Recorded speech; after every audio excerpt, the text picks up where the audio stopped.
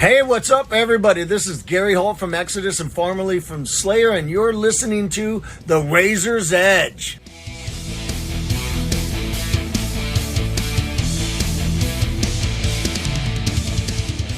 Hey everyone, it's a tag team affair. It's Jamie and Tom from The Razor's Edge, because when a band is this good, you need two people to contain all that talent. And that's how you suck it to a guest, boys and girls. We are joined by a gentleman who's here to talk all about his band's brand new album, Death Rattle, available March 31st. It's only singer extraordinaire Matthew Ryan from Desert Storm.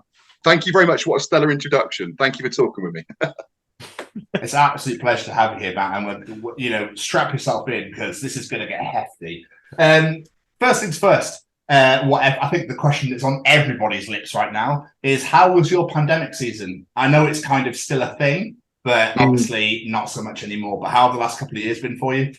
Tough. Yeah, it was difficult. We dropped the last album just at the start of the pandemic, which was really hard because we had everything lined up. We didn't want to delay it, obviously, so we put it out and then couldn't really tour it. So we did really well off the back of it. We still broke even and everything, but we couldn't really tour it to push it, take it out to Europe and stuff. So it was reliant wholly on online sales. We did a couple of no close quarters gigs where you got leave plenty of space between you and stuff, seated gigs, things like this. We did a couple in Camden that worked really well. We did some live streams. A lot of bands at the time were doing streamed shows, so we did that as well. So turned our hands to a couple of things in light of not being able to gig and tour properly. And then once things started creeping back in, there was you had promoters asking you for PCR tests and things to come back to make sure you were fit to play shows and all this kind of thing. So it was a really turbulent and weird time. It just we couldn't have timed it any worse with the release of Omens, which was the last album we put out. But quite interestingly, there were quite a few themes on the album Black Bile was one of the singles off that album, which was about the bubonic plague, and perhaps the album was called Omens. So there was a kind of a lot of intrinsic weird stuff happening around the time. But you quite spooky. It, didn't you? That's what it was. That's what it was. So yeah, it was tough. And then once post-pandemic, we also had the Brexit Britain to deal with as well. So touring in Europe was doubly hard because their carnage to think about and all the rest of it. So it's made things really interesting for a while. I feel like we've reached a status quo now. Like things can continue on as if it kind of never happened. Yes, there are still things in place like there are, but there's anyway. You go to the shop and there's still dividers. You've still got screens and the hand wash and all this sort of thing. But in terms of the coronavirus and gigging now, it doesn't really seem to have much of an effect on the day-to-day running of things. So yeah, good. Yes, I mean, obviously it was very unforeseen, so you can't have dropped your album and gone, guys, there's going to be a pandemic in a couple of months, but we'll drop it anyway, it'll be fine. Obviously you went in, as a band does, and goes, cool, records out in January, touring a Raging Speedhorn, absolutely fantastic, here we go. What do you mean the country's shut down? What? We can't go anywhere? Yeah, that was a rotter. It really deflating, it's kind of, we're really gearing up to, as you do, the PR is in place. So 3 months before the album drops, you get the run of all the kind of reviews and all that, the good stuff coming in that makes you feel, oh, this is validating our work that we've done, and the 2 years or whatever it's taken to write and record this album. It's kind of that's where you get the payoff. So to not have that, it's great. But it is what it is. A lot of people said very kind things about it. Still, we had a lot of blogs and stuff come back to us, even though the printed media wasn't doing stuff at the time. I know, Metal Hammer and things like that, and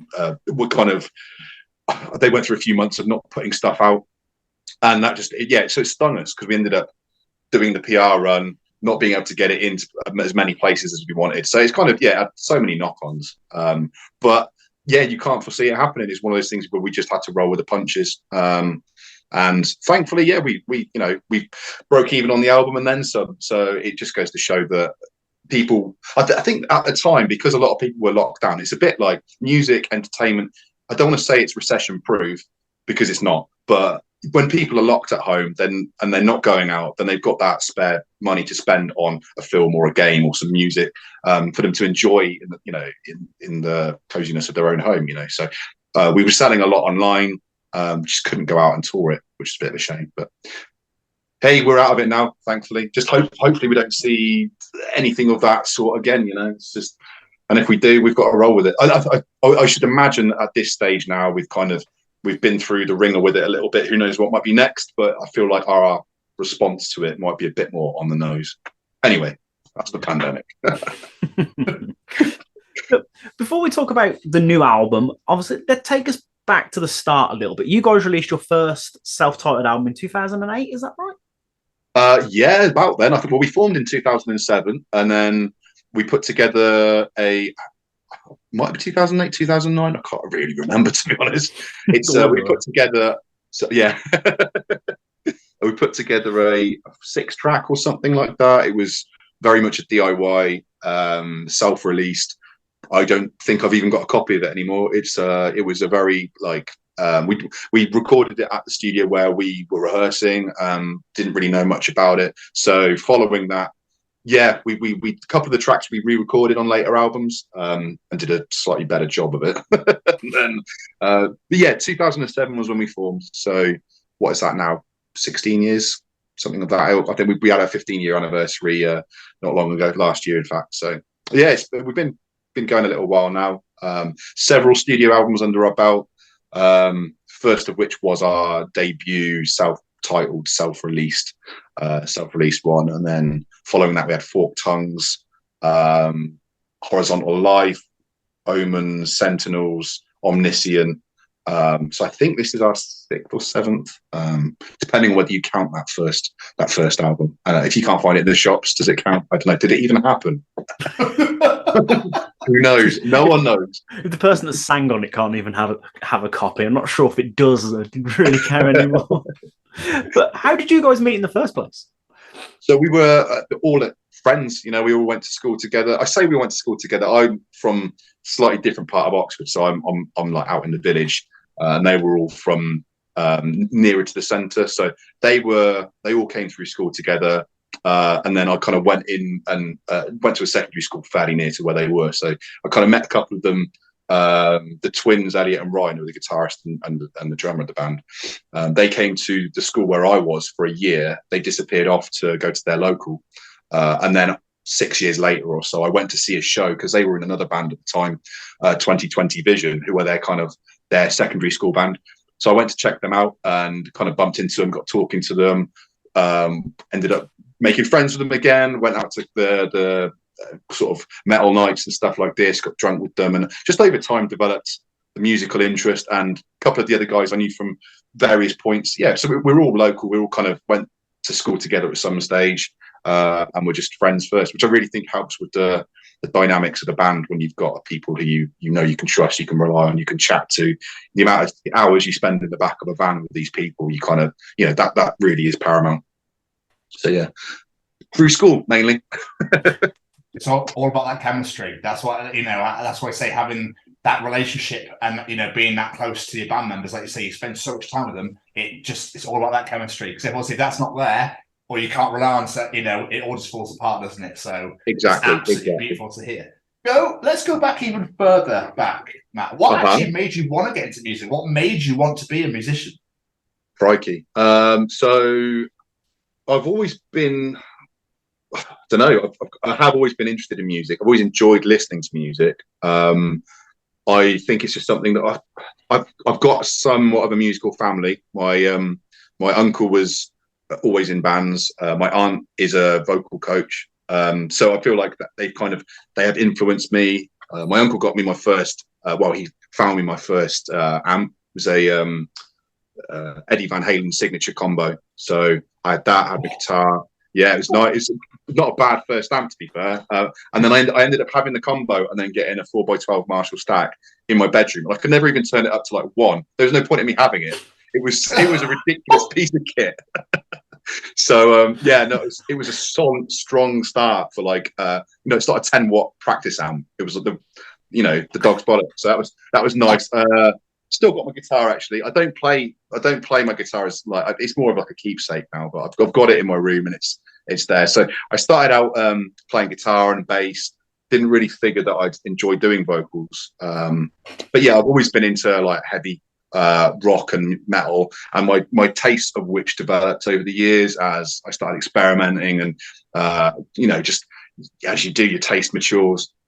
So that continued on. I was in kind of bands before Desert Storm, as the other guys were, but they were more those in my village who we were just, we were together on weekends and stuff. So we kind of just jam, take the amp up, or they'd come to me, and that's kind of developed the passion for creating music and that sort of side of things. I guess when I met the other guys in Desert Storm, before Desert Storm, it kind of just clicked. Like everything just made sense. They were into the same music as I was. And that's pretty much it, I guess. Why I transitioned to vocals, probably because I got lazy with lugging a guitar around. It's just that much easier.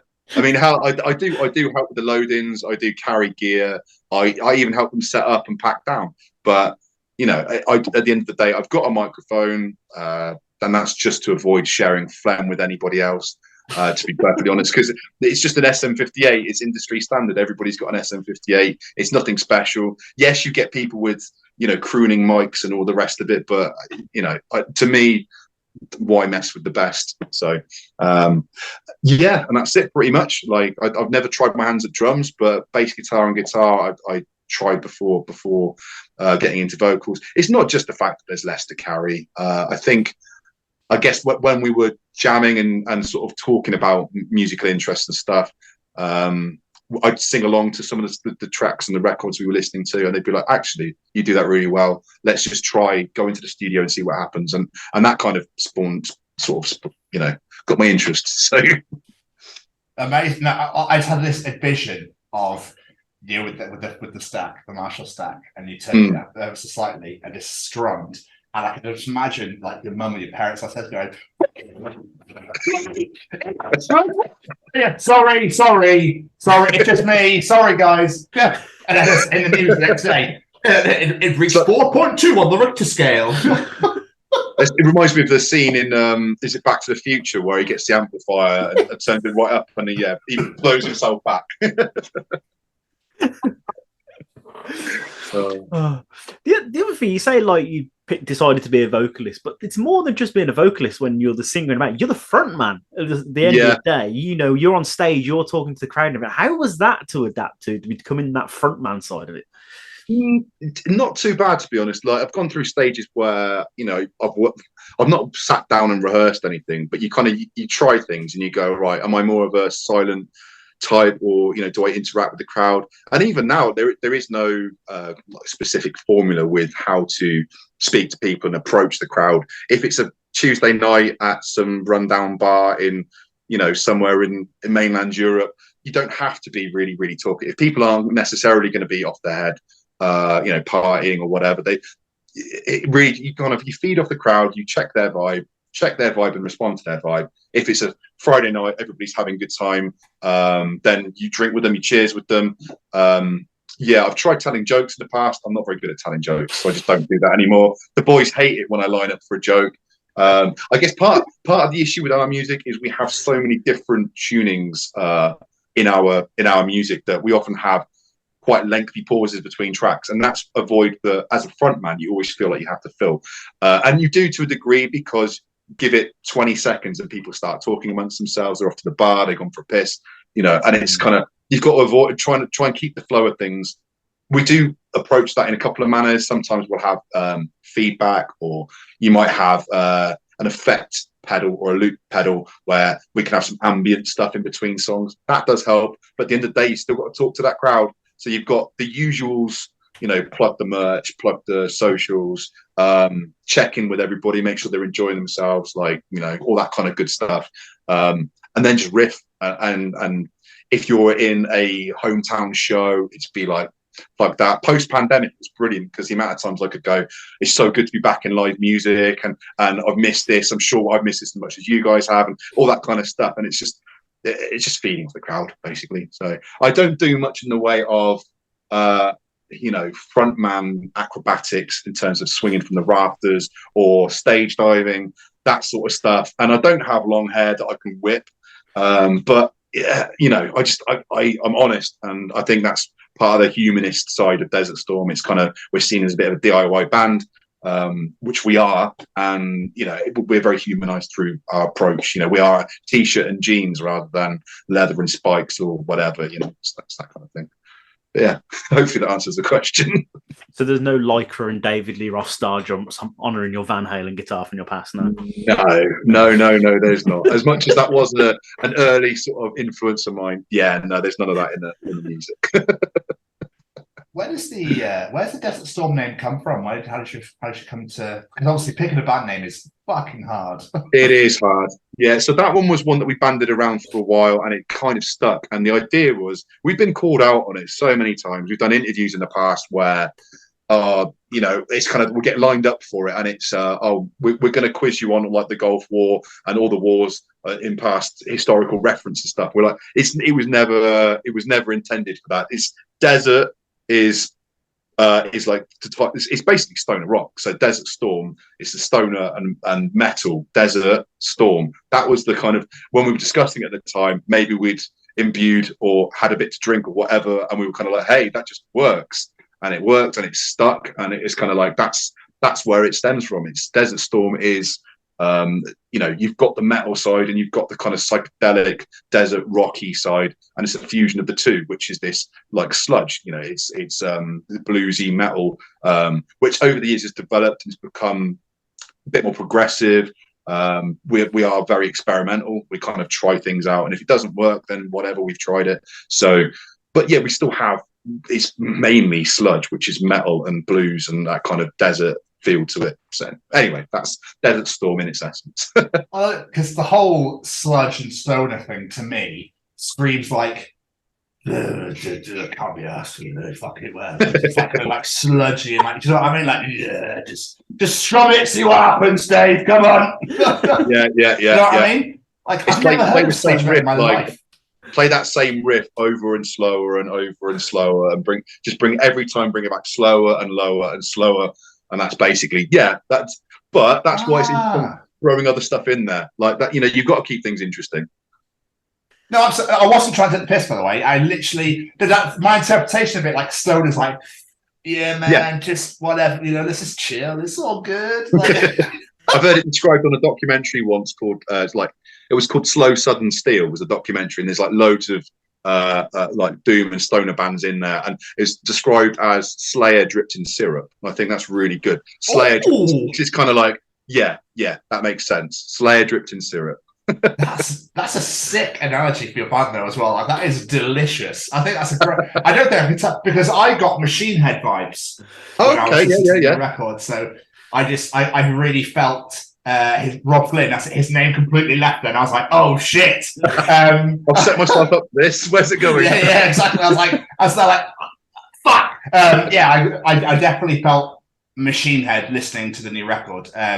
It's great, absolutely great. But again, like I said, to go back to the sludge and stoner thing, I was like, I know there's a lot of different varieties of metal now, but like, this is nuts.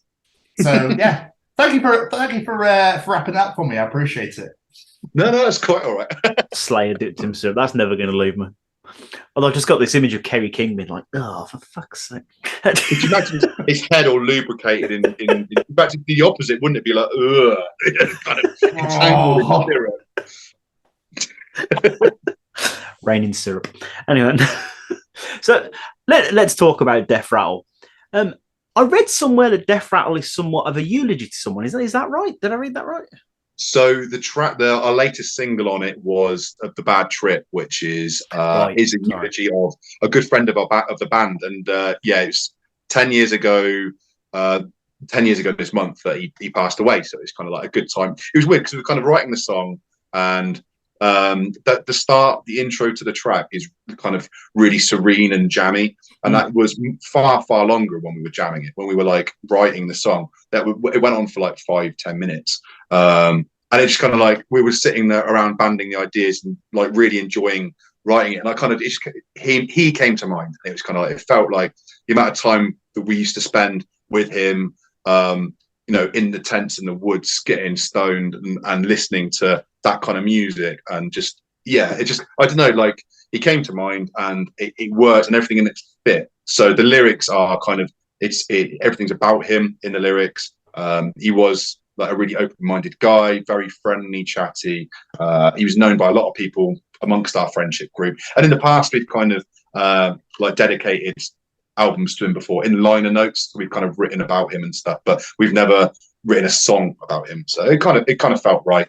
So it's the song on the album, which is very much it. The title "Bad Trip" goes back to when we got a bottle of liquid acid, and at the very end of the bottle, basically with liquid acid you just need a drop on a sugar cube. That's all you need. You don't need any more than that, and that's like plenty. Somebody decides to lick the glass pipette on the bottle, obviously completely coated in acid.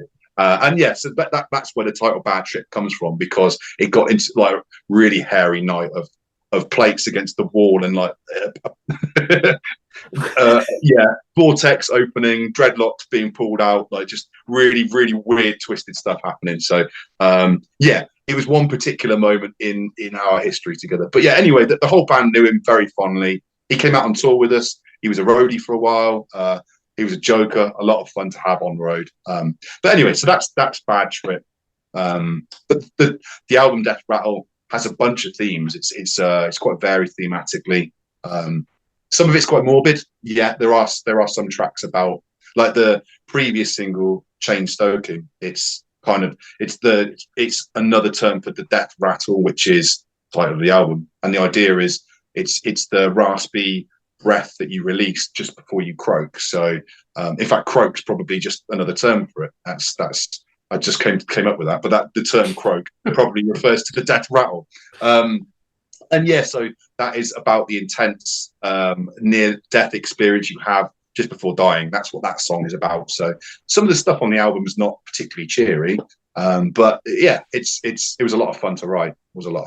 So I'm so sorry for, you know, even though it was 10 years ago, like, I'm so sorry for your loss, man.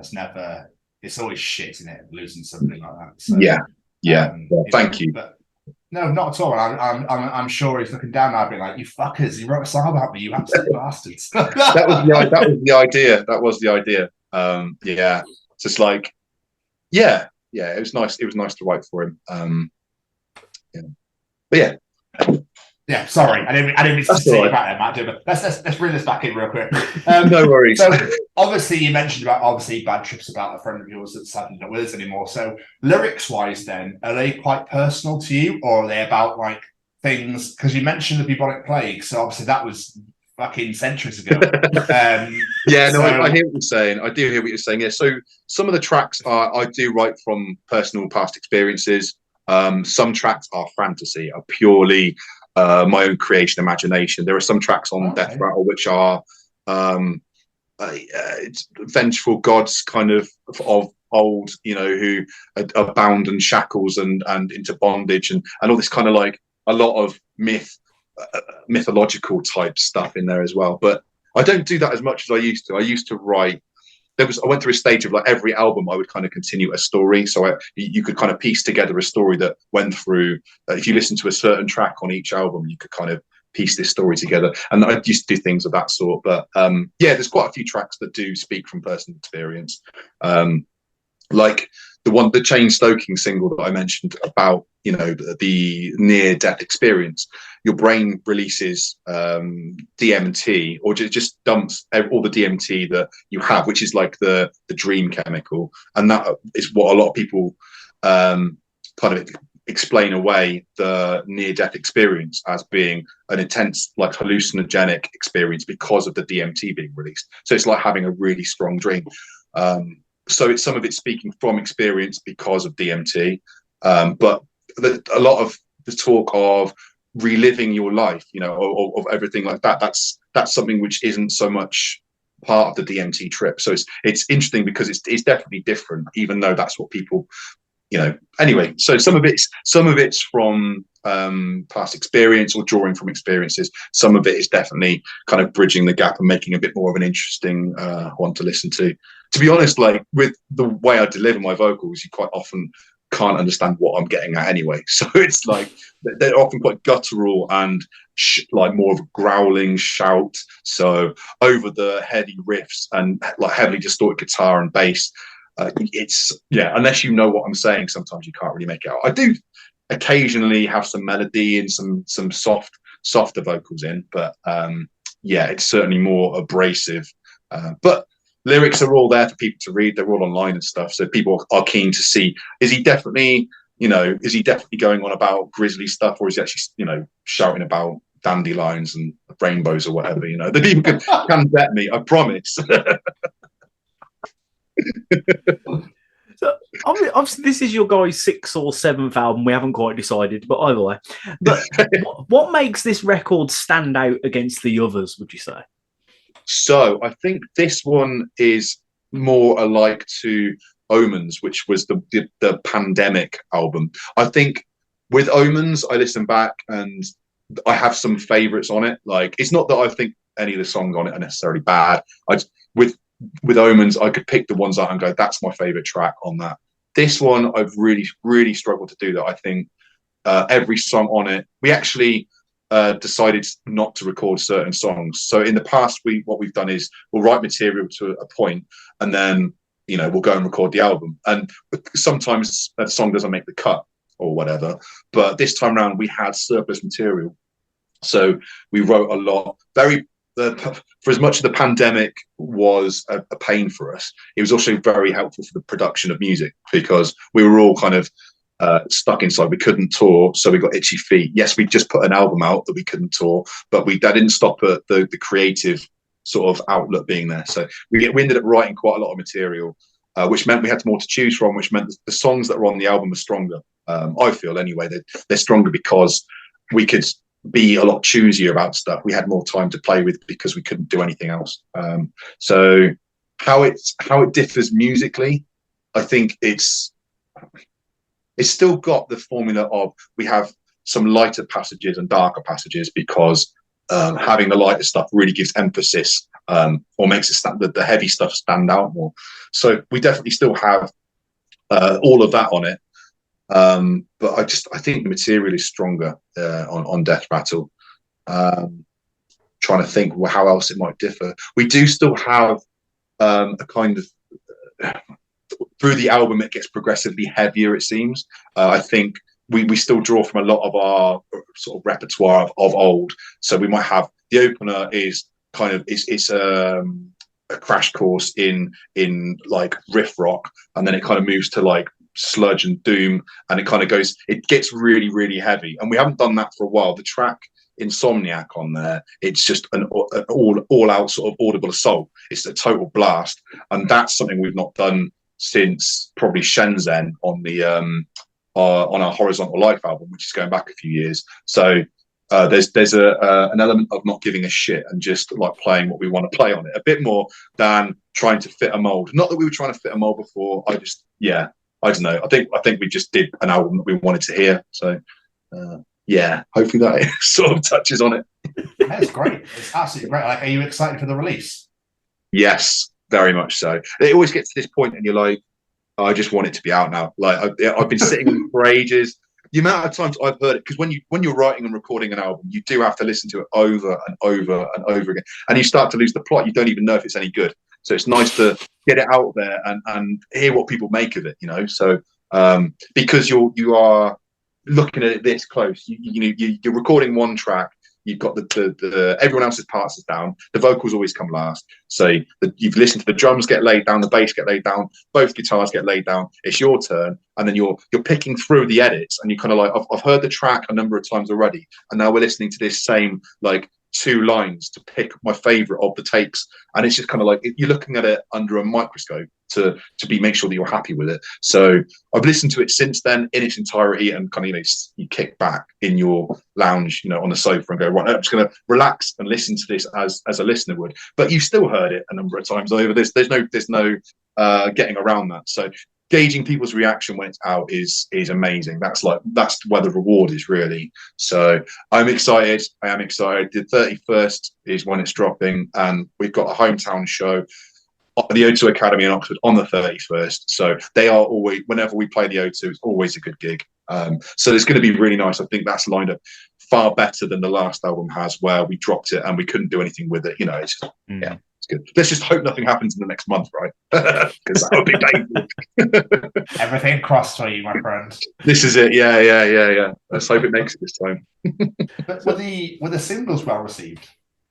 Yeah, they were. I think they were very different singles. One was the first one we dropped is more on the progressive side of things. Bad Trip is perhaps more of a single appropriate song than Chain Stoking is, but I think that tickled those fancy that enjoy a progressive and those who enjoy we've got a range of fans who enjoy various facets of our music. So I'm hoping we've kind of touched on as many bases as we can by pushing those two out. We do have another one that will be dropping. I won't let any more away than that, but we do have another one that's going to be dropping before the album comes out. So keep your eyes peeled for that one. And that's different. Perhaps more in line with Bad Trip than Chain Stoking. Chain Stoking's definitely the more kind of slow growing progressive, sort of takes you on a journey. Because I mean, hell, it's talking about your end of life experience. It's talking about the body shutting down, being propelled into like an ethereal kind of mindscape, and all that kind of stuff. But we have got another single to drop, which anyway, so there's looking forward to dropping the album. Sorry, I'm waffling a bit. It's all good. Well, I was going to say, obviously, you've released 2 albums. You've got the secretive 3rd single coming. But is there any particular songs on the album that you're like, I cannot wait for people to hear this song? Like, I'm so proud of this one. There's a few, actually. Yeah, in my mind, Chain Stoking, the single that we've dropped, does have, it's almost like a partner to that song, which is not out, that I'm really looking forward for people to hear. I think that'll be nice. But there are a lot of other good ones on there that I think are gonna hopefully gonna surprise people. That's always nice, is when you don't rest on your laurels and you know, people expect a certain thing from you. Some bands have what they do and they do it very well, and people come to expect certain things from them and they have to deliver that. But we like to innovate, and we prefer to change up our music as we go, and we write for us. We don't really write for anybody else. I don't know whether that's right or wrong. It's kind of, we write music that we enjoy doing, because at the end of the day, that's what you have. That's, you know, in terms of stuff we see back from this, it's great to receive praise. It's a lot of work. It's a lot of like late nights and sleep deprivation and all that kind of gubbins. So the payoff is getting to play the music that you enjoy playing to people who enjoy like listening to it, and you know, traveling for miles and miles on end to get up on stage for that hour or whatever it might be. That hour is worth all the like crazy load-ins, the late nights, you know, the stairs, the queues, all that kind of traffic jams, all that kind of stuff goes out the window when you've got that hour. So yeah, I can't remember what the question was, but hopefully that kind of touched on it. I should have brought it back around, but I was like, what did he ask me? Well, Jamie's recommendation to the listeners will definitely be Master of None. That is a great song. I know a song's good when part of it, when the drums kick in towards the start, and it's like, oh, that's filthy. I like that. I was like, yeah, this is good. I like this one. I'm glad you like that. That was actually but prior to the release of the album, we agreed amongst ourselves that we would play one song from it live, because back the way we would write in the past is, as we were writing music, we would start performing it live and then gauge people's response, maybe tweak the song a little bit, then go into the studio. The problem with that sort of tactic was we ended up playing all the material on the album before the album had released. So people hear the album and they go, oh yeah, that's that song that they've been playing. So what we do now is we write an album, we'll keep it all hush hush, but we allow ourselves to play one song from it. Master of None was that. So Master of None is like the first track that we played live off the album, and we've played that loads live, and it's nice to get that on there. Everything else on there was going to be a bit of a secret, as we started doing it with Omens, and we're now doing it with Death Rattle. We keep everything else under our hats until it goes out, and then the last show we played was Master of the Riff Festival last weekend. That was in Hackney in London. That's the last gig we've got prior to the release of the album. So when the album drops, the set is going to be chock full of new material, mainly off the new album. So that's super exciting. The next show we have is the day the album drops, the 31st, at the O2, where we're going to be playing pretty much everything off that album. There is one track on, I don't want to give too much away, there's one track on there we won't be playing for reasons you'll have yet to find out when the album drops, but it will make sense, the one that we don't play, why we don't play it, basically. But other than that, yeah, so I'm glad you enjoy Master of None. That's good. Yeah, that's one that has been a staple of the set for a little while now. So.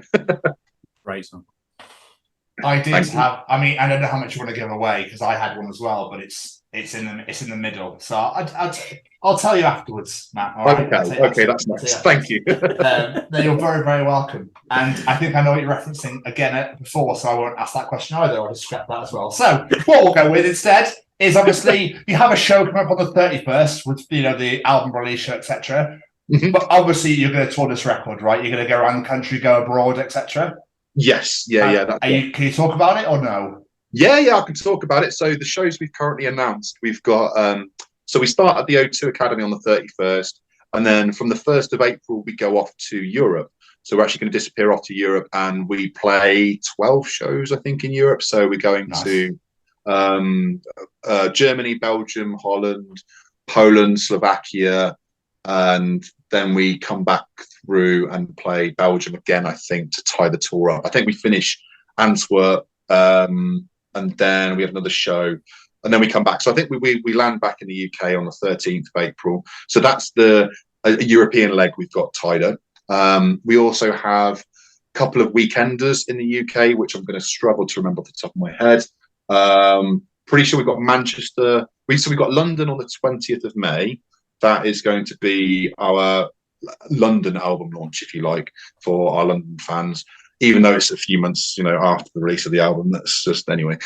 So that's then. We also have Revolution Fest in Manchester, which is they just dropped the lineup there. That's awesome. Playing on, I'm really looking forward to seeing Church of the Cosmic Skull because they're a great band, and yeah, it's going to be one I think we'll always stop over and actually enjoy the night afterwards rather than driving back from. That'd be good. We have a weekender lined up in Norway, so that would be good. We've not played Norway before, so we're taking it over there, which would be nice.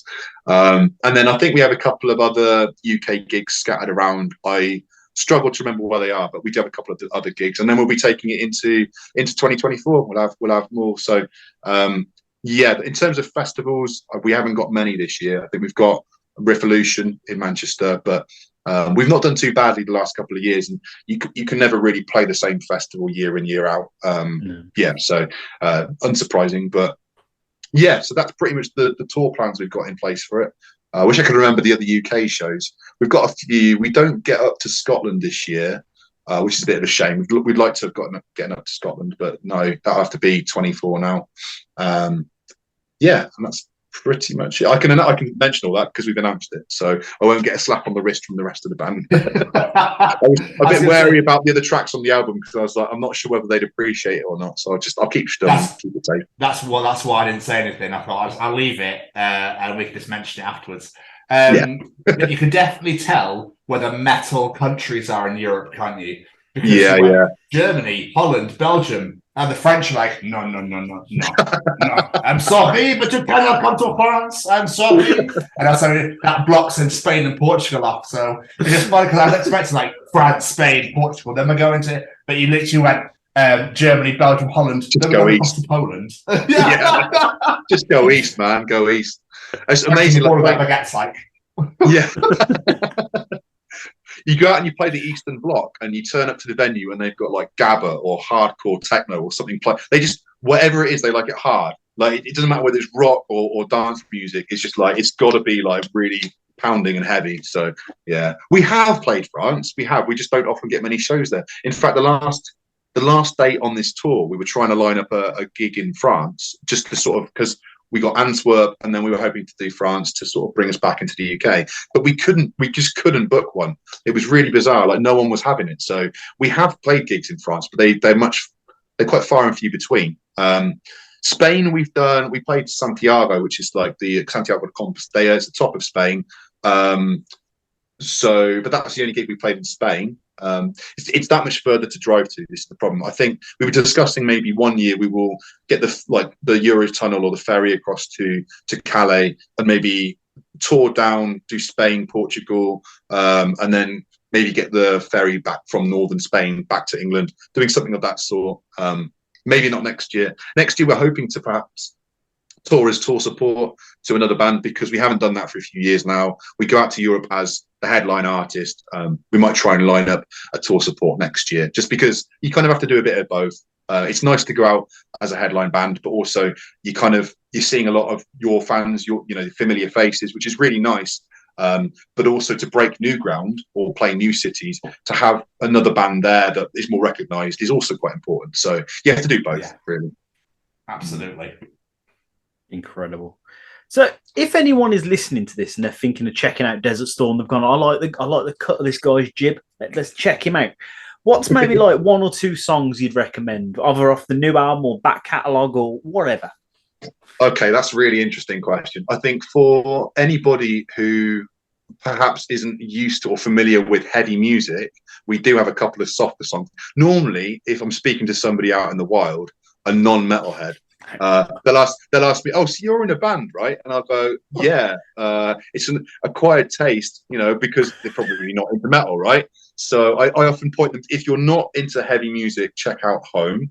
That is a soft number, and I do a lot of singing on it. There's some nice guitar work on it, finger pick.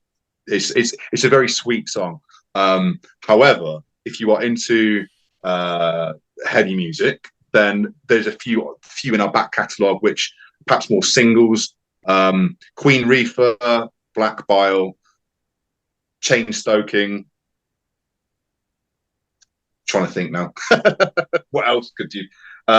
If you're into your groove rock, we went through stages of doing more like bluesy numbers in our past. So you could look to our earlier catalogues. The earlier you go, the funkier and bluesier you'll find. I think as we've gotten older, we've kind of become more, I don't know, begrudged old men or whatever. I don't know. We just kind of got beaten down a little bit and road worn, and we kind of just got all grumpy. So rather than writing songs about peace and unity, we write songs about death. And that's just the way that natural progression has gone. So, if you like the funk, go early. If you like heavy, guttural sludge and doom, stonery. We still had stoner elements in our early days, but they were more kind of your funky blues, kind of like groovy party rock. So yeah, I would say Black Bile, Queen Reefer, Chain Stoking. That's probably a good place to start with for our more recent stuff. Absolutely beautiful. Matt, this has been absolutely amazing. Before you do disappear, could any plugs, social medias? Want to plug the new album at all? Of course. The floor is yours. So we are Desert Storm. You can come find us on Facebook and Instagram. We are Desert Storm UK. We have desertstormband.com, where you'll find links to tour stuff, all that good things, music videos. We're on Spotify, Desert Storm. You'll find us. Twitter, I'm pretty sure we've got a Twitter page somewhere. I think we might have even invested into TikTok once upon a time. I'm not sure. I don't really deal with TikTok. But anyway, we are online. Come find us. Death Rattle is due out 31st of March. Come out, see us at a show, pick up the album, play it loud. If you're playing it at home, make sure you play it loud.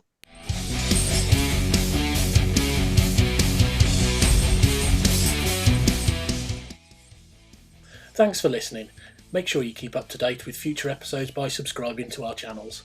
For more information on this podcast, or for all the latest music news, reviews, interviews and more, head over to our website, www.therazorsedge.rocks.